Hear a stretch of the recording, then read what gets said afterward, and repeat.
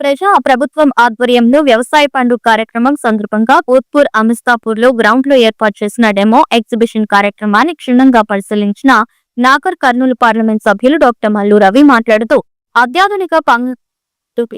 అత్యాధునిక వంగడాలను ఆధునిక పద్ధతిలో చేయాల్సిన వ్యవసాయ పద్ధతులను దేశ విదేశీ టెక్నాలజీ రంగాన్ని ప్రజా ప్రభుత్వం ద్వారా తెలంగాణ రాష్ట్ర ముఖ్యమంత్రి రేవంత్ రెడ్డి రైతులకు అందుబాటులో ఉంచుతున్నారని అన్నారు.